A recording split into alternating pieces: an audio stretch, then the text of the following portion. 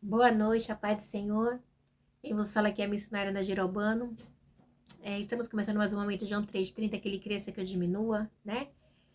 Hoje é uma sexta-feira, dia 4 de outubro de 2024. Já estou começando a noite, já é 6h15.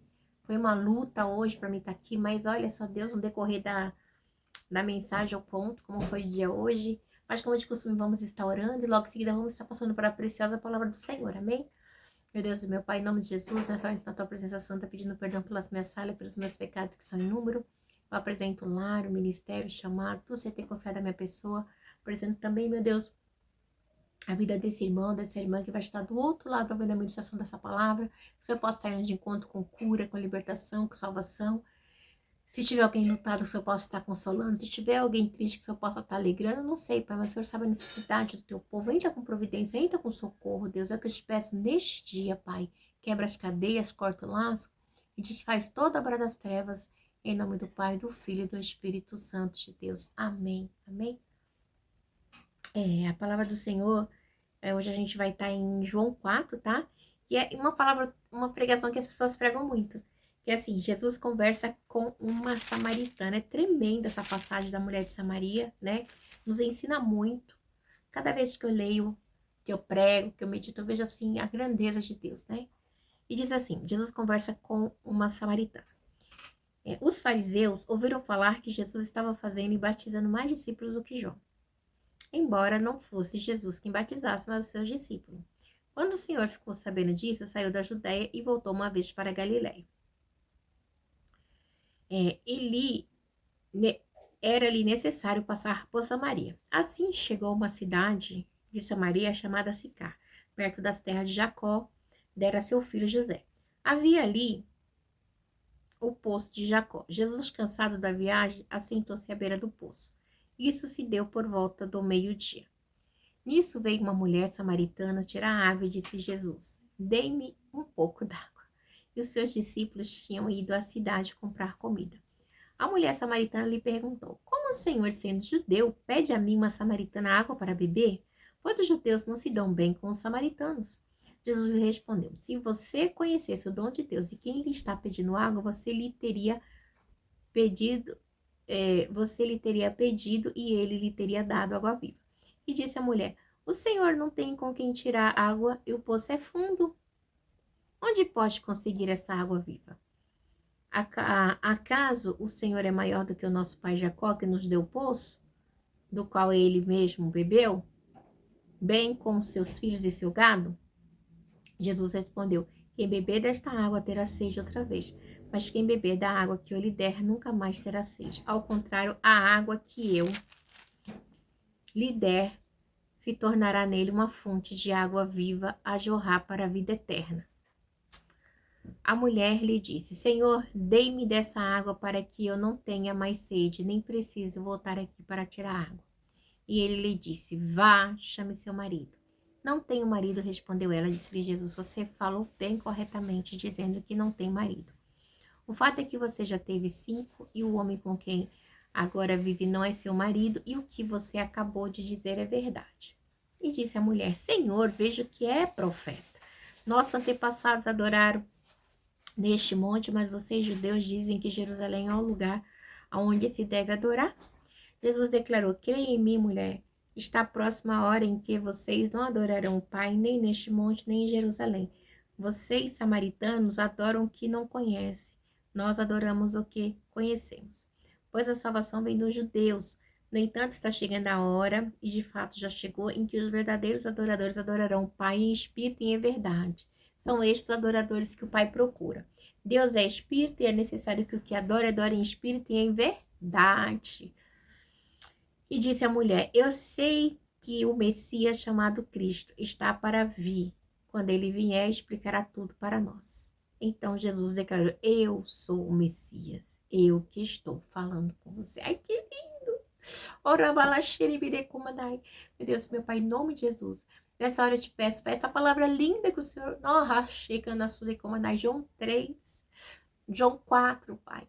A mulher de Samaria, Deus, que eu diminua, que o Senhor cresça, que eu não falo aquilo que eu quero, mas aquilo que você vai falar aos nossos corações. Deus, eu preciso tanto ouvir a tua voz, tanto. Fala comigo, Jesus. Amém.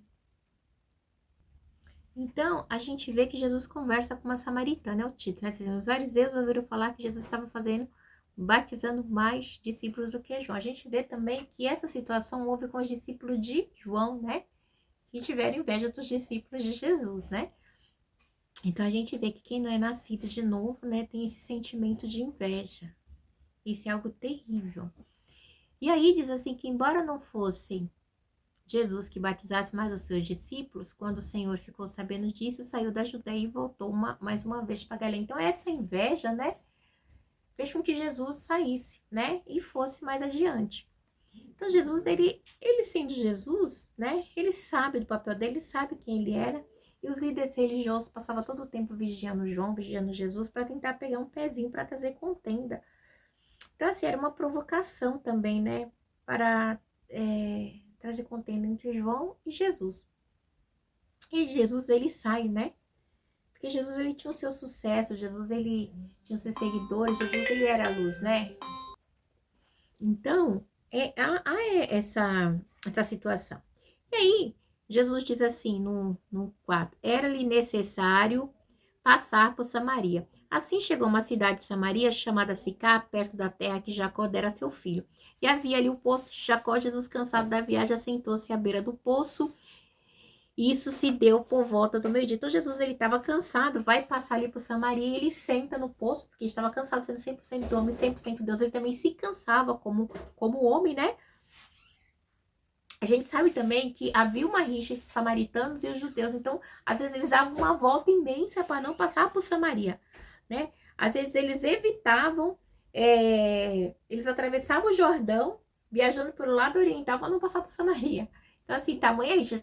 Eu vou andar um dia a mais, mas não vou passar lá, né? Então, a gente vê aqui no 7 que nisso veio uma mulher samaritana tirar água e disse-lhe Jesus, dê-me um pouco de água.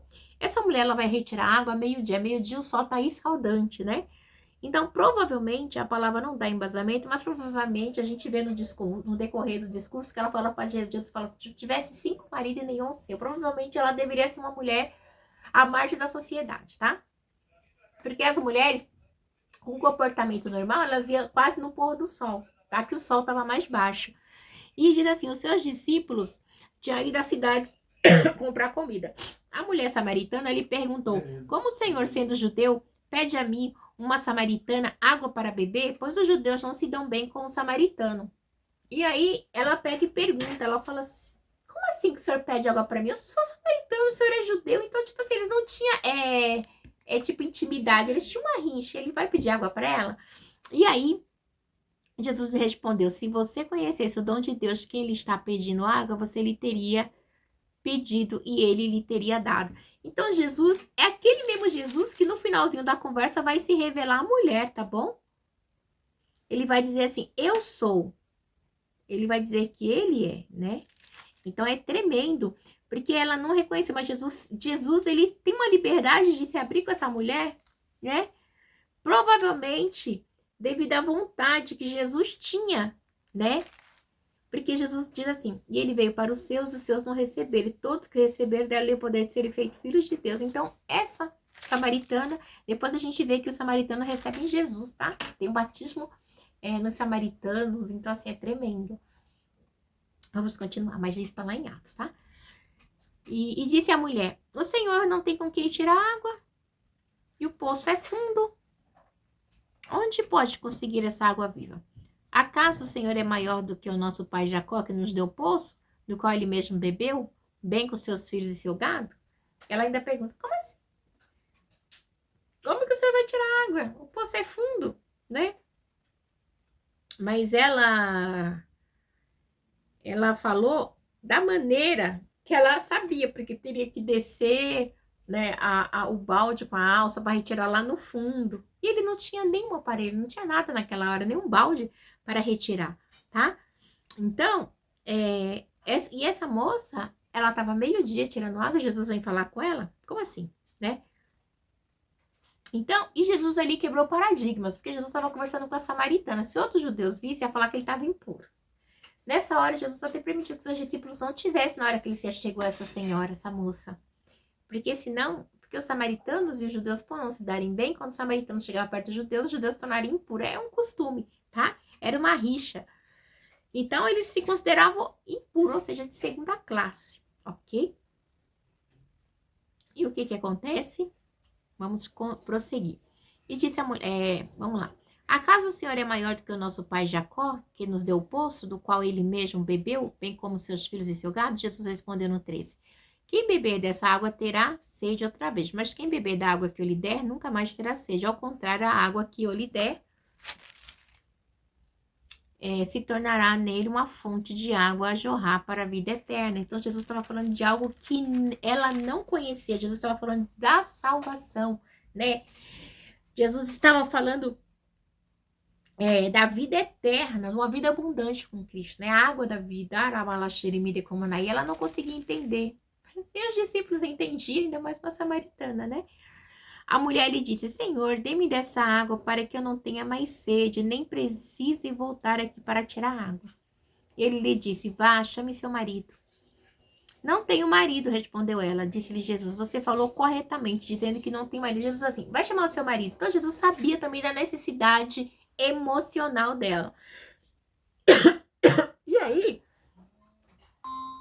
a gente vê que Jesus diz a ela bem assim. Então, a gente vê, né, que aí Jesus fala para ela, né? Jesus, ele lhe disse, vai, chame seu marido, 16.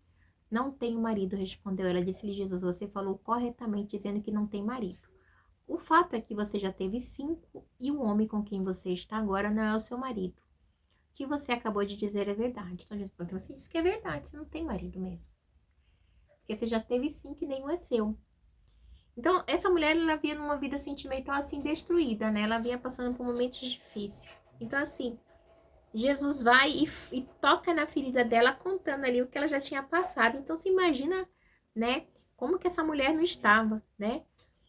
Então, Jesus, ele conseguiu falar da sua situação, né? Então, assim, ela tinha uma vida, vamos dizer assim, moral, né? Tanto com um homem, tanto com outro, né? Não tinha um padrão de uma vida moral certa. Ela era totalmente imoral.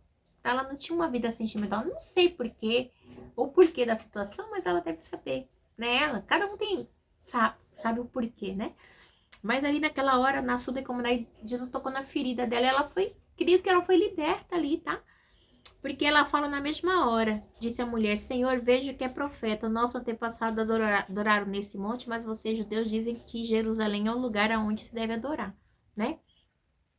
E Jesus declarou, creia em mim, mulher, está próxima a hora em que vocês não adorarão o Pai nem neste monte, nem em Jerusalém. Vocês, samaritanos, adoram o que não conhecem, nós adoramos o que conhecemos, pois a salvação vem dos judeus, né? Diz Deus assim, a salvação vem dos judeus, né? Então, é a linhagem, tá? É uma profecia, né? Então, assim, tinha que acontecer. E aí diz assim, aí, detalhe, vamos lá. No entanto, está chegando a hora, e de fato já chegou, em que os verdadeiros adoradores adorarão o Pai em espírito e em verdade. São estes os adoradores que o Pai procura. Olha só o que Jesus fala. É forte, igreja, porque ele deixa bem claro assim, ó. No entanto, está chegando a hora.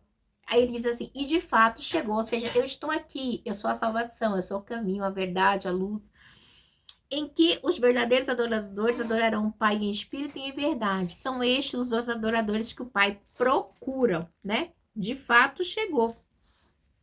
E aí, Deus é espírito e é necessário que o que adore em espírito e em verdade. Então Jesus estava falando assim, eu cheguei, né?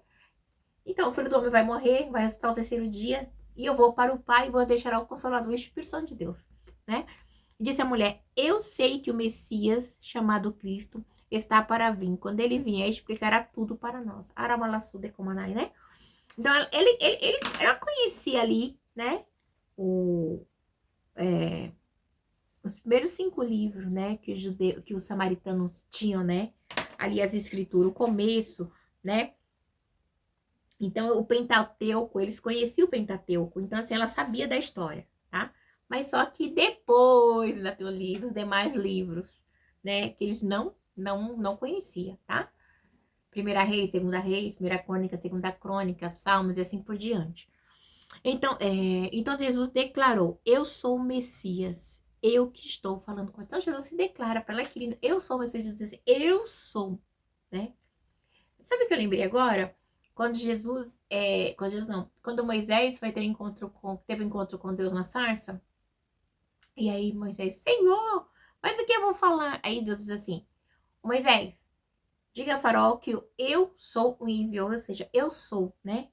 Eu preciso que Deus seja o meu socorro, bem presente na hora da angústia, nessa noite, que Deus seja, sabe, pra mim, nessa hora, um socorro de livramento, de escape, que Ele tem sido, porque é muita coisa, igreja. Mas o eu sou, né? Ele é tudo na nossa vida, né? Eu sou o Messias, eu sou, tá? Ele diz categoricamente, eu sou o Messias. Então, ele fala abertamente que esta mulher, né? Essa mulher, Jesus, ele se declara. Por que? Não sei. Porque não dá para entender. E aí diz assim, o discípulo volta à cidade. Mas eu sei de uma coisa, sabe, Jesus? Que Jesus, quando ele diz assim, eu sou o Messias, ele está dizendo claramente. E é a única vez também, né, que ele diz claramente que ele é o Messias, tá? Antes do seu julgamento. Mas antes disso, ele não fala, tá? É a primeira e a última lá no julgamento. Então, assim, provavelmente também porque os judeus não tinham problema com política. Os judeus não, desculpa, os samaritanos não tinham problema com política como os judeus tinham, né? Então, provavelmente era mais fácil para Jesus empregar o título, né? Porque daí não tava tendo concorrência, né? Ai, Jesus, com os imperadores. Então, vamos lá. E os discípulos voltam da cidade. Naquele momento, seus discípulos voltaram e ficaram surpresos ao encontrá-lo conversando com a mulher, mas ninguém perguntou o que quer saber ou por que está conversando com ela. Eles chegam, vê Jesus conversando com a samaritana, o que eles vão fazer? Nada. Quando ele volta à cidade, ficam quietos. Então, deixando o seu cântaro, a mulher voltou à cidade e disse ao povo, venham ver um homem que me disse tudo o que tenho feito. Será que ele não é o Cristo? Ela falou, ele tudo tem me feito. Será se ele não é o Cristo? Então, ela ainda botou assim, esse será. Ela não deu certeza. Eu quero crer que foi para criar uma curiosidade também. E venham ver, né? Então saíram da cidade e foram para onde ele estava. Enquanto isso, os discípulos insistiam com ele, mestre, come alguma coisa. Mas ele disse, tenho algo para comer que vocês não conhecem. Para Xeremandaçu de Comanai, né? A comida de Jesus não era dessa terra, era do alto, né? Então é algo bem espiritual, né? Aí, diz assim no 33. Então seus discípulos disseram uns aos outros, será que alguém lhe trouxe comida? Ficaram tipo assim, equivocados, em dúvida, né? E disse Jesus, a minha comida é fazer a vontade daquele que me enviou e concluir a sua obra, tá?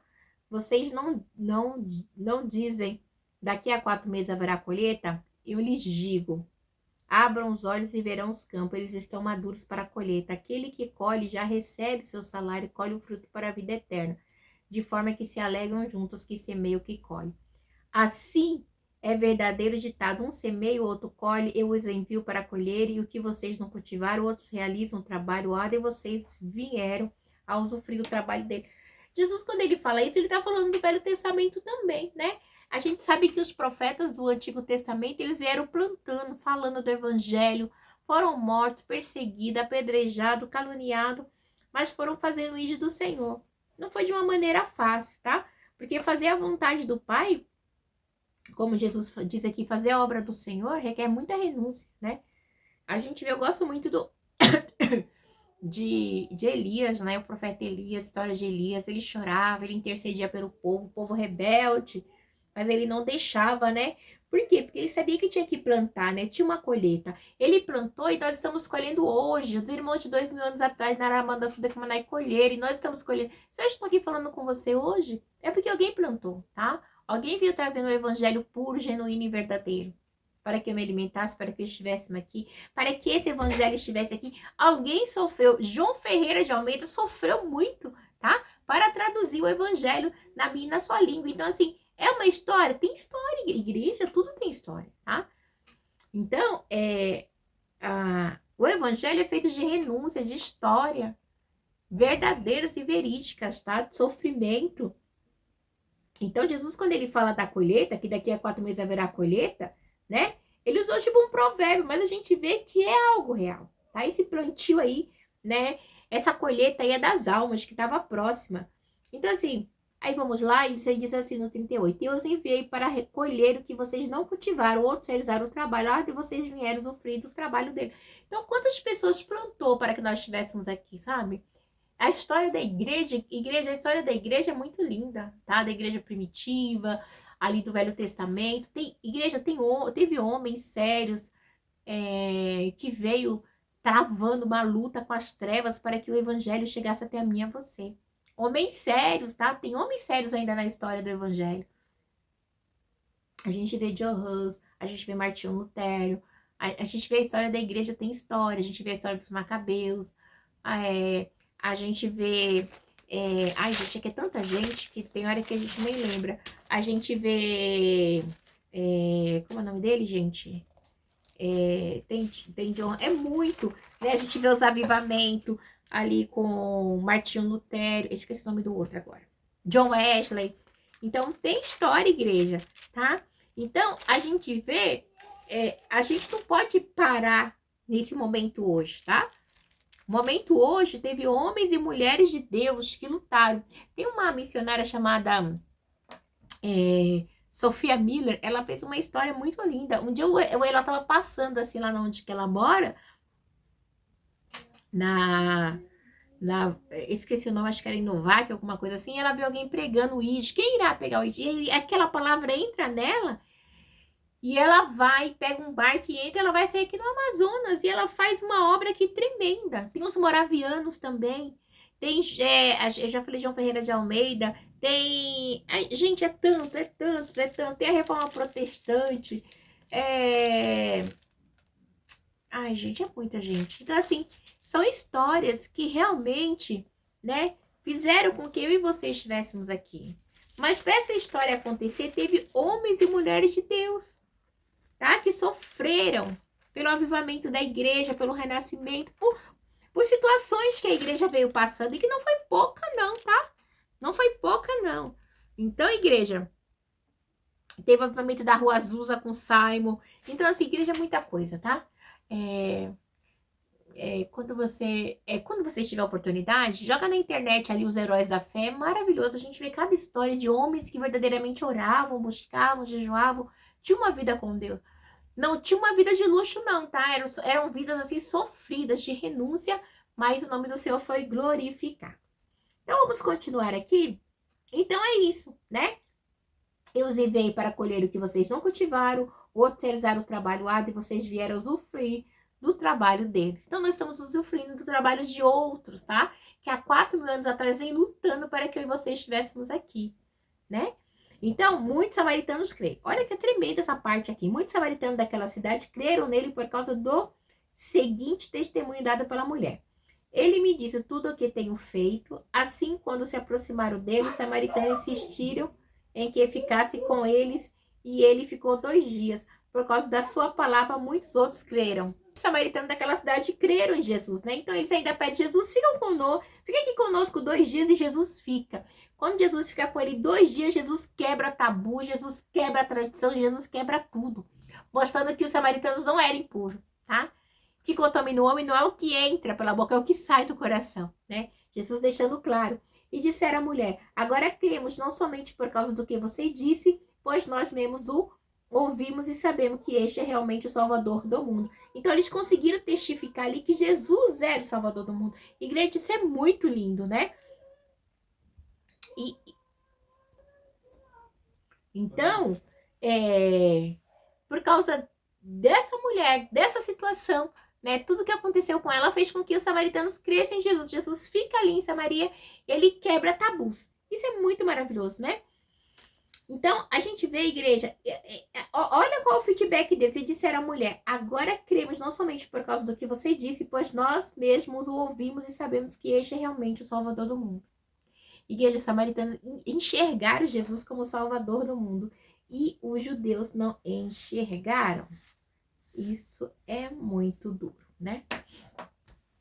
E diz assim, Jesus cura o filho de um oficial. Então, a igreja é assim, é complicado. E depois daqueles dias, ele partiu para Galiléia e o próprio Jesus tinha afirmado que nenhum profeta tem honra na sua própria terra. Quando chegou a Galiléia, os galileus deram-lhe boas-vindas. ele tinha visto tudo o que ele fizera em Jerusalém por ocasião da festa da Páscoa, pois também havia estado lá. Então, diz que eles viram tudo que Jesus tinha feito. Por quê? Porque eles estavam lá, tá bom? Mais uma vez ele visitou Canaã da Galileia, onde tinha transformado água em vinho. E havia ali um oficial do rei cujo filho estava doente em Cafarnaum. E quando ele ouviu falar que Jesus tinha chegado a Galileia, vindo da Judéia, procurou e suplicou-lhe que fosse curar o seu filho que estava à beira da morte. E disse-lhe Jesus, gente, é tão tremendo, porque um oficial não era qualquer um, tá? E ele ouve, e ele vai atrás, ele busca saber, ele busca conhecer.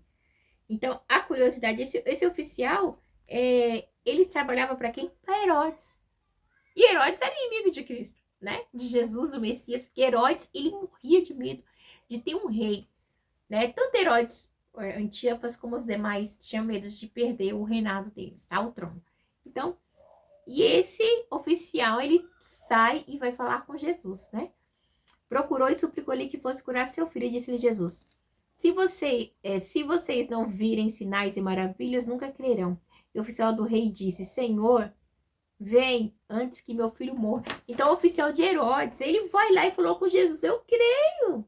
Igreja, esse homem ele poderia perder a cabeça, tá? Ele poderia ser morto, mas ele foi, tá? Entrou ali na casa ali, falou com Jesus e foi. E Jesus respondeu, pode ir, o seu filho continuará vivo. O homem confiou na palavra de Jesus e foi. Ele creu, ele não tibiou, ele foi. Estando ele ainda a caminho, um servo viera ao seu encontro com notícias de que o menino estava vivo. Olha, igreja. Ele falou assim, eu trabalho pro rei, mas eu tô entre a cruz e a espada, eu preciso. Esse Jesus, ele cura, ele salva, ele liberta, eu preciso, eu creio que ele vai curar meu filho. E ele foi, tá? Esse oficial era de Herodes, tá bom, igreja? Pensa.